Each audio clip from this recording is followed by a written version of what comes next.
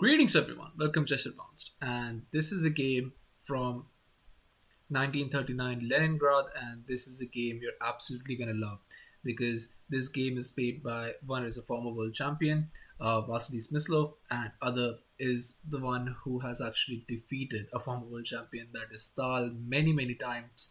And remember the name. The name is Paul Keres, and you're absolutely going to adore this video. This is going to be like a cherry on top of kind of thing, and you're absolutely going to love this game. Uh, I'm very excited about this, and I'm sure you're too. So without further ado, let's start this game. And Paul starts with d4, and we have knight to f6, but just c4, e6. We go into the Indian game, knight to c3, d5, just standard variations, and we have bishop to g5, but just this bishop to e7.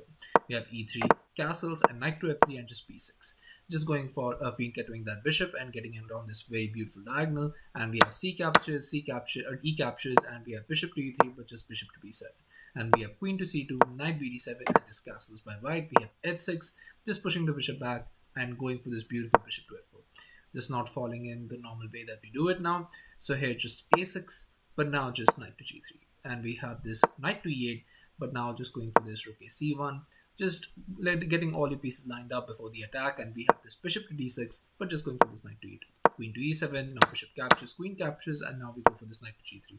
So the position is looking very rich. You're still going to have to be very much careful about this diagonal because anytime the queen can jump in a few more moves, and you have to be very much careful. So here g6, just preventing all of that, but g6 can also be sometimes a troublesome move because this sacrifice can sometimes come very early on, but not right now. We have h4, and now we have this h5, but just this knight to g5, just jumping in with the knight, and the position is very rich. Here we have c5, just trying to open up the queen side and trying to get some advantage there, because on the king side you cannot do much. You can just wait for white to attack you, and at best what you can do is just prevent that attack and maybe draw.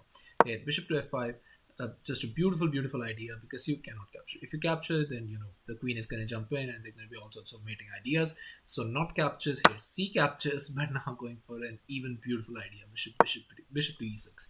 I mean, when you get that first bishop to f5 and you cannot capture, and then you get this bishop to e6 thrown at your face, and you still cannot capture, because if you capture, then this comes with a check. You move and you just get mated. So just to show you, I mean, this is not something you want to do. So obviously, let's not get carried away and do that in the game. So here bishop to e6, just a beautiful move. Obviously you cannot capture with the queen because you lose your queen. So here just d3 was played, just attacking the queen and closing up that diagonal, but now just queen captures. And we have knight to e5, just attacking the queen, but now just queen to b1, and we have f captures, now finally capturing and getting that piece back, or so you think, because now comes the beautiful move, because the only thing that's guarding that pawn is the knight. So you just want to remove the knights. All you got to do is just push your pawn, and we have f4, and after king to g7, just finally defending that, or kind of defending that. We have, you could play this f captures right now, but the best move in this position is just going for this immediate ugly attack with this knight caps on h5, sacrificing the piece, because this is just gonna end you right on the spot. So here king to h6, only move, and here f captures, now finally recapturing the piece, queen captures, and just rook to f1, just getting that rook into the game. And here after queen to e3 check, just moving, and after you exchange a pair of rooks, you open up this very beautiful diagonal, just trying to attack, because you need to have some counterplay, because you're the one getting attacked, and when you don't have any counterplay, it's just, you can just resign. Here knight to f4, just defending that, but just but just this d3, and we have queen caps on d3, now trading the queens. And now you get this position where your king is wide open. White's king still pretty dangerous, but still in a lot safer place than black's king. And you're gonna have an open position. All of these pieces are very much intact, and slowly but surely white is going to progress, and white is the one here better, so he's going to win the game. But here after king to g7, the move that we played was just f captures, directly recapturing. And here after queen caps on e5, now after rook to f1 was played, rook captures, and knight to d6. Now comes the beautiful move, which is this knight caps on h5, finally going for that move. And here after king to h6, just now jumping with the knight, and here after queen caps on e3, moving it.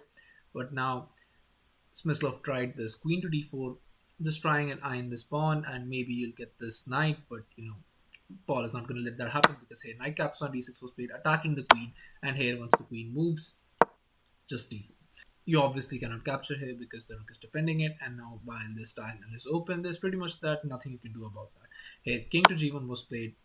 Here just queen to c1 check, g5 was played, but now where queen to c1 was played, and it was on this move, on just move 33, that Vasily Smyslov, former world champion, resigned the game, and Paul Keres got this beautiful, beautiful victory in just 33 moves. This is just absolutely spectacular because here Smyslov cannot do anything. I mean, this mate is coming, you cannot defend against that. I mean, you could just start throwing off pieces, but that's besides the point.